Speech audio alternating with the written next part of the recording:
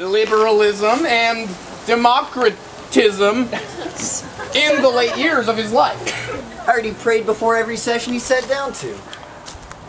I did hear that his idea of the beginning of time was the sound of drums, and his music grew out of a personal understanding of creationism.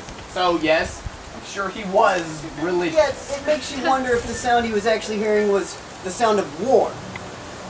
Much like Holst, World War II was in full swing when he wrote much of his great works. He was a praiser of Mussolini. Testosterone surged from his gonads and created for him and for Hitler. Holst, you were such a piece of shit sometimes. No, what? No, Stravinsky. You obviously know nothing of Ives. Already told you I don't give a shit about Ives. He doesn't write anything that makes sense. Ives created the 12-tone row. Sometimes I wonder if you have any idea what the universe looks like. Have you ever even looked through a telescope? Of course I have. And what did you see? The major scale? Stars. Saturn once. Hollywood ripped Stravinsky off. Whenever I ask anyone what they hear in him, people tell me... Dinosaurs. No, 1950s movies. Dinosaurs. Fantasia. Volcanism. And I say, Stravinsky created the 1950s. Have you ever even heard his music? We're listening to it right now. I don't see... Put it in the perspective of Salvador Dali. Oh. The mustache guy. So you're saying Dali was a racist?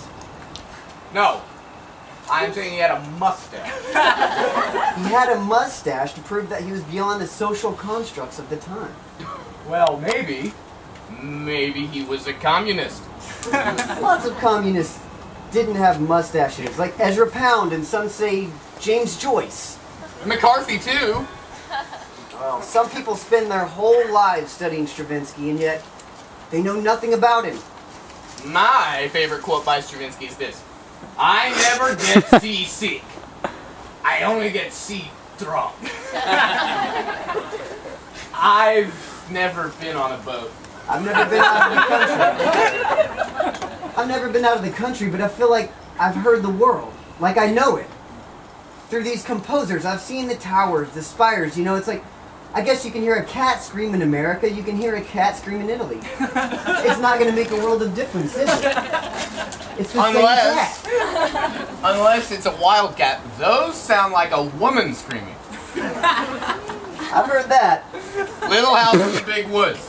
Charles Ives sat and practiced two melodies at once, over and over, until he could hear both melodies in a way that most people... Stravinsky had entire symphonies by Mozart memorized by the time he was 20.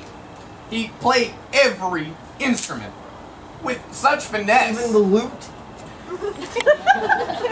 Yeah, sure. The lute. Bartók didn't give a shit about the symphony. I mean, he wrote many, but his passion was people. The lute is people. Mozart loved people too. I doubt that very seriously. Mozart was the prince of the 1600s? 18. He was the prince. Undoubtedly. But Beethoven hated people. Still managed compositions that rival even Stravinsky, I think. Johann Sebastian Beethoven did a great many things. But you ask anyone nowadays, I can't think of anyone really passionate about Beethoven. Everyone just wants chaotic chamber shit. The advancement of the arts. They all say, support the arts, and I ask, who's supporting the sciences? The sciences support themselves. Kierkegaard said that he would not argue for Christianity because that would hinder it. He argued against Christianity to strengthen it. I argue against the advancement of the arts as my gift to the arts. He also said, the clown warns everyone, the building is burning down, the building is burning down. The people say, that's quite a joke. And they all burn to ashes. Lorca said, beware the living iguana, because he will bite your dreams. You slow that stuff down. You slow that stuff down to its finest elements, to where a note change becomes a chord change, and then what do you have?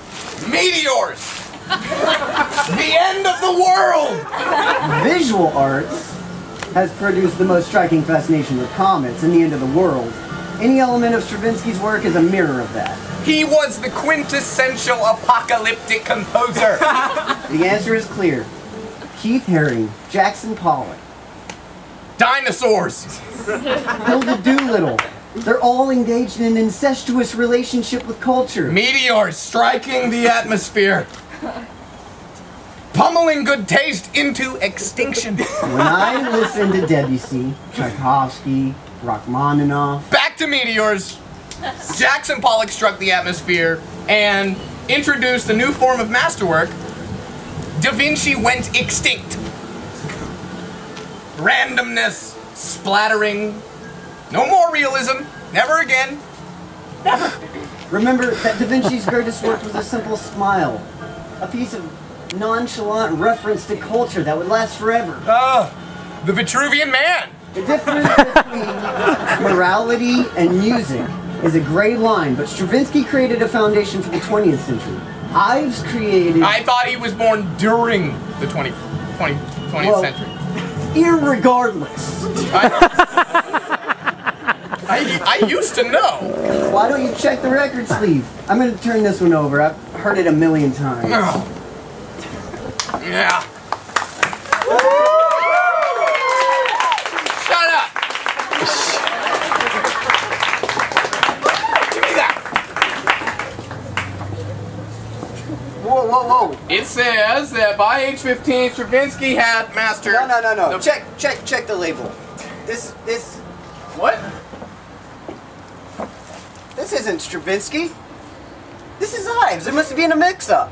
That's impossible. I hate Ives. But you were just going on about... Wait, whoa, no.